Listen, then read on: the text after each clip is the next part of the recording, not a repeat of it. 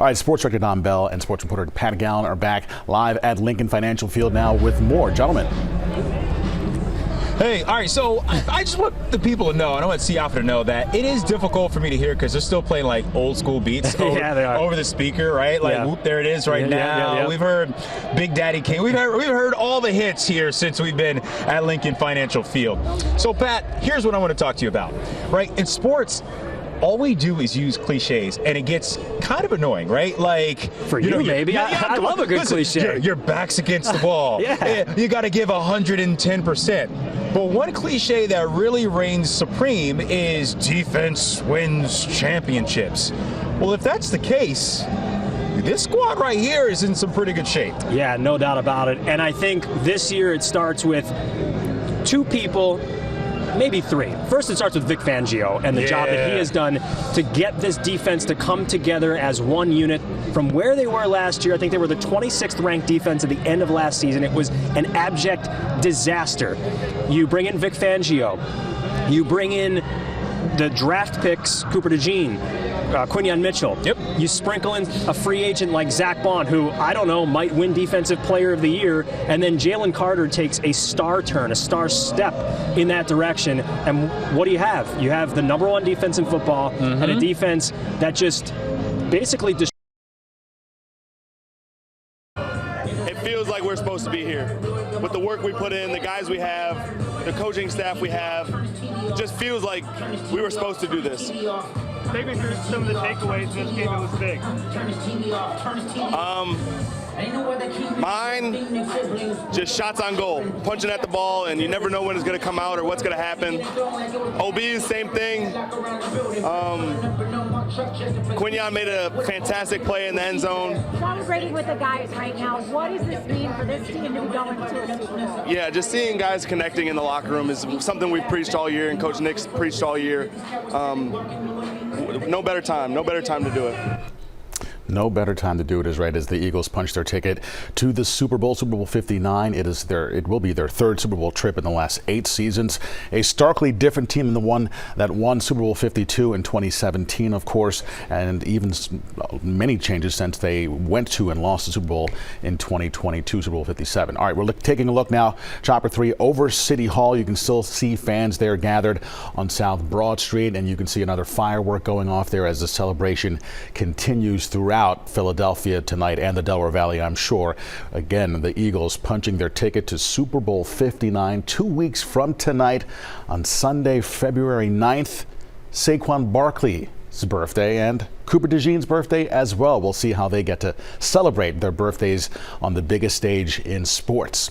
All right, CBS Philadelphia's Aziza Schuler is standing by at Treble and Base Restaurant at the Cambria Philadelphia Hotel on South Broad Street. It is very loud there, as you can hear. I hope you can hear me, Aziza.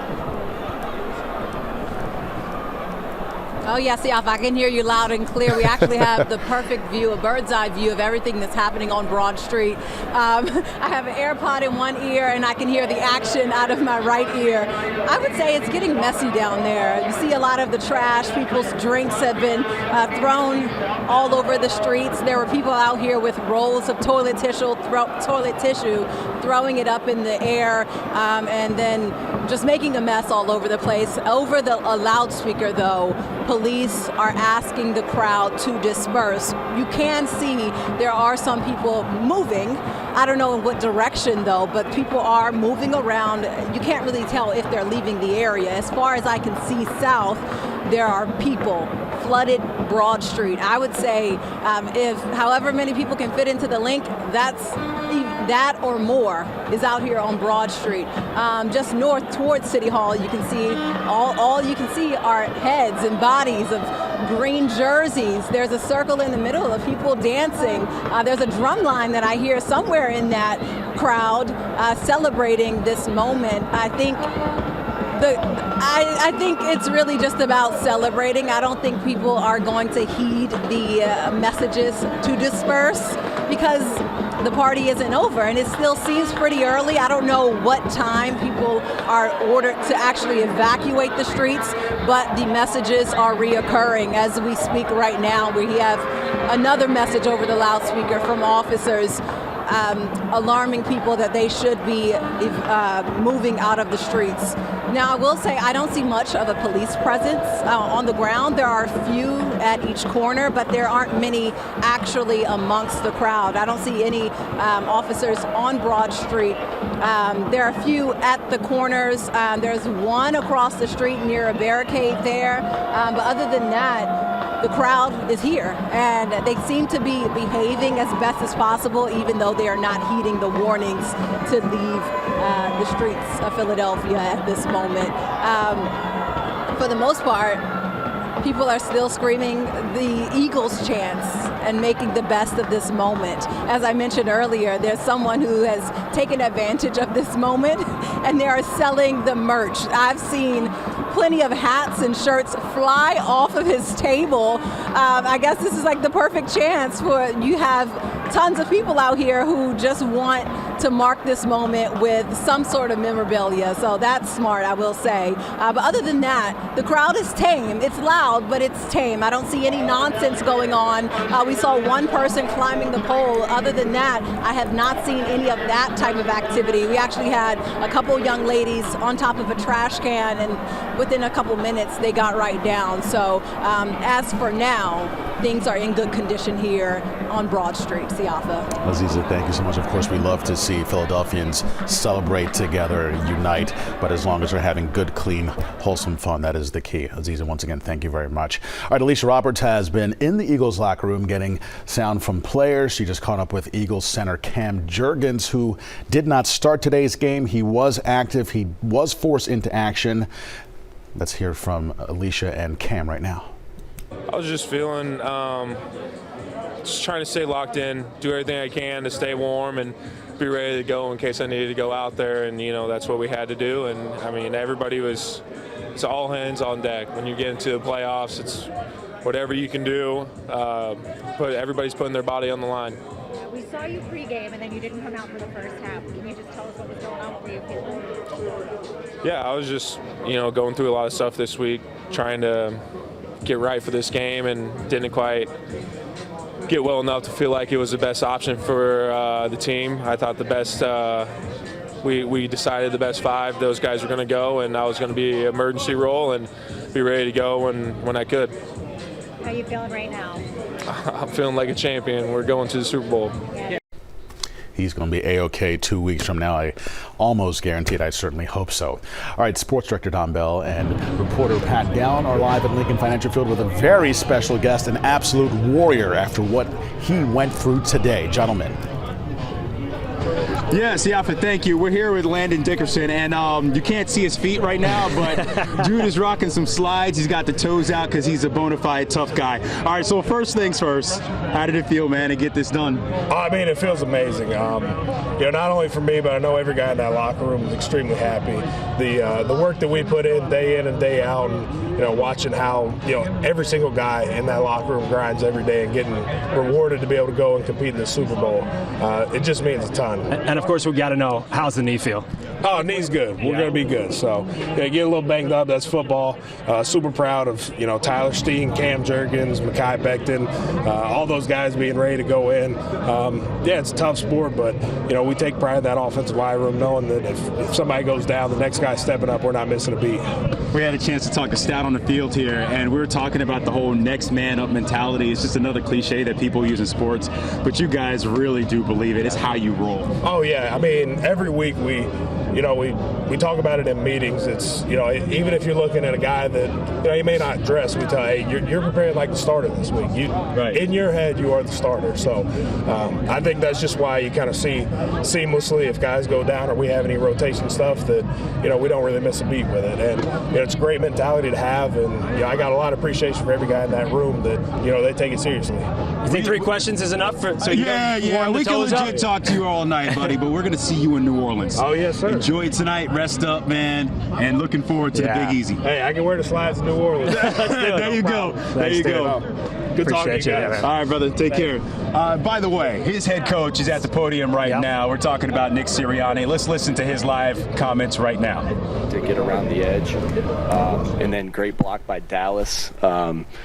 to kind of set it off. And if that, if Saquon gets into the second level, third level, and now it's, hey, can you tackle this guy? And he's hard to tackle.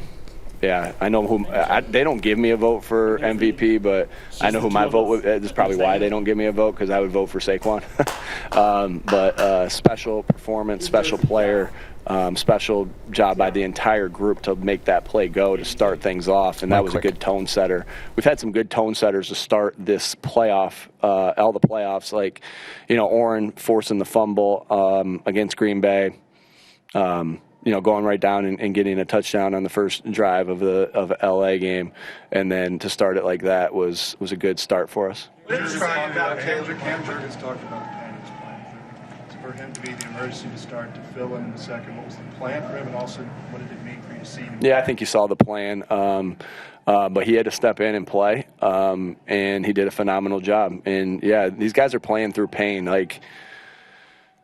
Man, I just can't say enough about how much I respect these guys of what they have to do with their bodies. I don't think anyone knows the half of it, what they have to go through to play this long season. This is a marathon. And these guys and our trainers and doctors and our strength staff do such a good job of helping them be in the shape they need to be in to play this long season. And then the guys themselves do a great job of doing that as well. We've made a big emphasis on conditioning this year. We've made a big emphasis on all those things. So all these guys are fighting through pain. I know coaches are fighting through sleep deprivation, and we don't care. We just want to keep going. What does he say about Jalen that he doesn't care about how it looks or what his stats are? Or what anybody else says. Yeah. That he's a winner, that he's selfless. I showed a couple clips last night of the team. And one picture I showed that showed love was Nolan Smith coming out with Nakobe Dean's jersey last game. That shows love. Then I showed a clip of Nolan and Jalen that kind of showed of them performing a stunt, and then Jalen saying, "Hey, thank you for trusting me," and Nolan saying, "You don't have to thank me, just go do it." And then so that showed trust. And then I showed a clip of Jalen talking about, we don't care how we win, regardless of what anyone says about him, all right, or me, or whatever it is. That shows selflessness, and that's team stuff. Again, it's not the best groups of individuals that win. You have to come together as a football team. And those clips through the playoffs that I got to show last night, again, I kind of get emotional on things. I'm not going to get emotional right now, but, man, it just showed the team. It's about team. This is the greatest team sport there is. I think that gets overlooked sometimes with, look at how this play performed, and look at the scheme here. Like, it ain't about. It's part of it's about that, but it's about team. And anybody that plays, the winner of the Bills and the Chiefs game, I guarantee they talk about how they came together as a team, right? And that's why I love this sport. That it's just I always say these things of hope that people will say, hey, this is the greatest team sport to inspire people to play this sport. But somehow they don't show that stuff a lot. Sometimes it's more about the negative things that happen and this and that. But we're a team. We're a freaking team, and I'm proud of this team. You pride yourself on your physicality when it's been pretty consistent with the turnovers, fumbles, forcing fumbles, I guess, with Zach. Will Shipley, then Oren Burks. What does that mean? We spend a lot of time on that. We do a lot of drills that go into that. We talk a lot about that. But at the we show anytime there's a missed opportunity to take the ball away. That's something I kind of learned as I watched Matt Eberflus and his how he kind of preached defense of how you take the ball away. I really learned a lot from him when I was in Indy with him.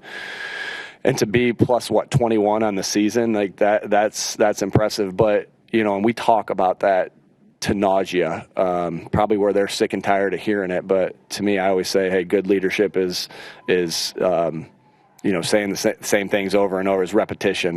Connor Barwin actually says that leadership is I don't know how he says it, but the burden of leadership is repetition. And but it's about those guys that are going out there and doing it. Like there's a skill to be able to take the ball away when Eckler gets up off the ground, to be able to take a punch at the ball there like Nolan did. Will Shipley, I'm not sure he's tackled anybody before this year. Like Will Shipley, Kenny Gainwell on special teams. The contributions we've gotten from them, they were prime running backs in college that haven't had to tackle people. Like I don't think people understand how special that is. Like, and I get it. It's not going to be the pretty story or anything like that, but it is to us. It is to us. A couple more, please. What's it like to see so many rookies have important plays or roles on this team during this playoff stretch and leading you to the Super Bowl? We don't care who's contributing. We're contributing to the guys that we know that can contribute. But with that being said, we've gotten great contributions from our rookie class. That's a tribute to Howie and his staff of all the work they put into to get the right type of guys in first and foremost. Again, talent only gets you the first part, right? You got to have something else to get to where we are right now. And we've gotten great contributions from Coop, from Q. I got a FaceTime from my college roommate, Jason Candle, who was Q's coach. I asked him if he was going to the Super Bowl. He's like, yeah, if you buy me a ticket. He makes enough money he can buy his own ticket. But I'll definitely reserve one for him. But Trot and Jalix and Will, and I'm missing guys. I get that because they aren't playing like – I'm not even thinking about rookies, who's a rookie, who's not, because they're playing like vets. Yeah, it was cool. And I remember, I think, what was the record before 55 points today? Was it? 9, Carolina. Wasn't it 51? Yeah. Come on. It was 51 because it was the Buffalo Bills versus the Raiders, right? Yeah. And so I remember watching that game as a kid in Buffalo, in Buffalo, New York, Jamestown area. And watching that, and then being able to be around Frank Reich and kind of hear and then watching Four Falls of Buffalo and how they did it and all those different things, and to be able, Frank's got a lot of different records. Whether it's you good? Yep. Frank's got a lot of different records besides the greatest comebacks. But I remember them scoring those 51 points and to be able to get 55. I know you didn't ask this, but I'm talking about it. Frank, we got your record there just from a great performance from our team. It looked like you were taking. Olivia, did you have one? Okay, I get a couple more. It looked like you were. I don't got much else to do after this. It looked like you were taking in the scene in the locker room. There was that important to you, and what did you observe? I just thought about the next game. To be quite honest with you, it's like this is a great feeling. We've had this feeling before, and it just makes you hungrier, just like the more hungry or hungrier, huh? Okay, it just makes you more hungry. I'm gonna go with more hungry. It just makes you more hungry to go there and play in this game again. And we're gonna have to, regardless of the opponent, we're gonna have to play a really good game to be able to reach our goals. Yeah, Coach, speaking of Candle, Mount Union obviously has a rich history of the coaching family tree. What would it mean to you if you could be the first Mount Union alum to be a Super Bowl champion as a head coach? And also, if you would talk to Hall of Fame coach Larry Karrasch right now, what would he say to you? Yeah, well, Coach Karrasch, you're invited to go to the next game. It's on me. You're invited to go to the next game. Love to have you. And the things I learned there, just about detail, and just about not being satisfied with wins, but just how do you improve off of wins, and what I learned about winning, what Coach Karrasch and Mount Union football program has meant to my family. He's special. He's special, and learned a lot there about how to just coach this game. Had great memories with great teammates with those things, and that would. Did Dom Capers win one? Defensive coordinator. So I don't know. He's got Coach Capers has a building there that they kind of wrote me into giving some money to as well. And so I don't know if we win, maybe they'll try to entice me to put some money into the football program as well. So go ahead. I didn't bring my family up with me, Mike. I know. Okay. good memory. I know. The last time this franchise won a Super Bowl, your predecessor said this is the new norm. What have you done since you've been here, do you think, to contribute to keeping this franchise at that level, and what was already in place to allow it? Great organization that we have, starting with Mr. Laurie, Howie. I don't think I've shied away from how much those guys mean to me. Again, you can't be great without the greatness of others, and it starts with Mr. Laurie. Howie does a great job of getting guys in here and helping there, just to have that solid GM that's been through everything is huge. Great partnership I have with him. And then it's about the people, really, to be honest with you. It's always about the people, and we got some great people in this. I wore this jersey because I said AJ's the best receiver that this city's ever seen, and I don't go back on that. But Quick was really good. Anybody else? When you lose your center, I get you too. Bob will be the bad guy, and I'll just keep answering questions. When you lose your center, is that different than losing another offensive line position just because of how the responsibility it lays on that? No, I mean, it's just everyone's role is so important. Everyone's role is not the same, but everybody's role is so important. And Landon's got a lot of experience playing that position. We ended up getting a lot of confidence throughout the week of how Landon went about it. And then Cam had to come in and contribute as well. And I think again, it just goes down to it takes everybody. Like, I know, you guys will have interviews with the guys that made huge plays in this game, but, with the ball in their hands sometimes. But, it takes everybody. I mean, it takes everybody. Tyler Steen, how about Tyler Steen coming in and playing the game that he played against a really good opponent? I can't tell you how much respect I have for that, for Coach Quinn. And that team, Washington reminds me of us, as far as how their physicality is and as far as how their effort goes. I can't tell you how much respect I have for Coach Quinn and the job that he's done, and Jaden Daniels, man, he's a big-time player.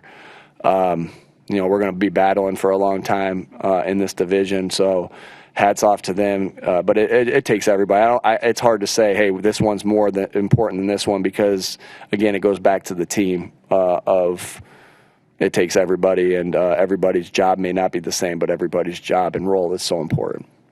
Nick, back to you and Jalen. You guys are going to hit franchise history, being first coach, first quarterback to reach two Super Bowls. Is that something you can reflect on, if not before the game, maybe tonight, take some time about how you two guys have meshed over these 4 seasons? Yeah, we've been through a lot together, right? A lot of wins, some down times, but that's what kind of forges relationships. And I don't want anybody else leading this team, at quarterback other than him. He's a winner. Again, it deals with so much criticism, which just blows my mind, right? Because of the questions I have to answer. I don't look too much into that, but the questions that I have to answer, and it's just like, man, this guy wins. I mean, he's won his entire life. Like, that's more important. Winning at quarterback is more important than any stat that you go through. And I'm sure it'd be the same thing. Like, whoa, he's got great players around him. Well, you tell me a quarterback that's won like this that has shit around him. Like, it don't happen, right? You talk about Joe Montana. Like, who was he thrown to? Oh, Jerry Rice, right? And so it's like these guys that have been so good at this position have had great players around, whether it's Brady with, the defense early on in his career, or Edelman or Gronk, you don't win in this game unless you have great players around. You don't win consistently unless you have great players around you. And sometimes I feel like it's a negative on him, and it's just, it kind of blows your mind, but he wins. He's a winner. I don't want anyone else leading us other than Jalen Hurts, and I'm proud of the way he went out there and battled today and played today. And he don't care about anything other than winning. I know that, and that's selfless. All right. Thanks, Nick. Thanks, everybody. Heard a lengthy post-game reaction from Eagles head coach Nick Sirianni, who improves to 5-3 in his brief 4-year career in the playoffs. He now also becomes he is now the 6th active head coach in the NFL to reach multiple Super Bowls. He is the first Eagles head coach ever to take a team to multiple Super Bowls. Our team down at the link caught up with Saquon Barkley, the all-world running back, having one of the greatest seasons in NFL history from the position in the locker room. Probably weren't a lot of people that were super excited when I was coming here. Obviously, it was a lot of love, but a lot of people had a lot of things to say about me. I'm just happy that I was able to be an impact on this team, and got one more to go. And you said this week you wanted to send a message, 3 touchdowns for you today. How were you able to be so dominant? Should have been 4, right? But the beauty of that is you don't reach there, and it's all about the team. We know we got a play that is 100%. Took a little longer than we would like. Washington made it a little tougher on us, not physically, but just kind of being I guess, but we got it done. Saquon, you've had 3 runs, 60-plus yards. That's almost enough time for you to probably have some thoughts as you're running. What goes through your mind when you run like that? Nothing much, but previous people said I lost a step, so I definitely honed in on that this offseason and during season. We got to give a big shout out to Eddie, Nando, D-Wood, Autumn, Ben, all those guys. They've been tremendous for me, and it's been popping up in the games. You've had a lot of calls. You've had a lot of calls with greats, running backs. Anybody give you advice about Super Bowl? Any kind of thing about finally reaching this moment that you're at? No, I haven't got there yet. So I'll definitely, I'm a big believer. If you want to be great, you got to say you're the great. So there's a lot of, it's funny to say, I'm in an unbelievable position where there's pretty much any running back that I could reach out to, and they're going to show me love and support. So I'm thankful for that, and I'm definitely going to use that to advantage. What's the feeling like? I mean, you've never gotten this far in the playoffs. Now you're going to the Super Bowl in your first year here. I mean, what's kind of going through your mind? I'm going to be honest. For me, the feeling isn't, it was fun to be out there and see the confetti and things you envision. And the most special thing about it was being out there with my family, which my family got to do a better job of getting to the field a little earlier. But that was the only thing on my mind. I didn't even go upstage. I just wanted to have that moment with my family. So for me, though, I know I've never been there, but I've been there so many times in my head. So it's kind of expected. You've taken pride in the time to learn Eagles history. In the 80s season, the NFC Championship game against the Cowboys, Wilbert ripped off a 42-yard touchdown run on the second offensive play. You did a 60-yarder on the first play. And we'll hear from Saquon Barkley in a few minutes, but let's hear now from Jalen Hurts at the podium right now. I think we need to change our approach to all of this. I don't play the game for stats. I don't play the game for numbers, any statistical approval from anyone else. And I understand that everyone has a preconceived notion on how they want it to look or how they expect it to look. And I told you guys that winning and success is defined by that particular individual, and it's all relative to the person. And what I define it as is winning. And so the number one goal is always to come out here and win. Jalen, when was it that you decided that numbers didn't matter, just the outcome? When did you learn that? What got you to that frame of mind? By losing. You name a loss and you tell me it's losing. Failure has to be used as a source of pain to go take that next step. And there's always learning opportunities and everything. And I think it's human nature to be ignited by the shortcomings, and that's just a natural thing. When you think back to your guys' first trip to the Super Bowl, what are some lessons that you're taking with you on this time? It's hard to say right now. I just think you got to give a ton of gratitude to. These are all my personal testimonies, and I know my personal perspective is not always a reflection of what is most important to the team and what we're trying to do as a team, because every team is different. And so I think clearly as a team, the mission is to go take advantage of the opportunities we present ourselves with. But also, I have my history and the things that I've experienced that I can use as tools to help those around me and help myself. And so a lot of this stuff is presented to us, and we all have that plateau to learn from all of our experiences. And a lot of guys that have not experienced some of these things, got a lot of guys that, from these Georgia guys that have made a big impact on our team, and the young defensive backs that we've had, and not everyone was a part of that. But that's why every team is different, and every year is new. And so there's been a sense of togetherness for us to all come together and try and achieve the ultimate team goal, and we've done a great job of that to this point of being able to put ourselves in this position.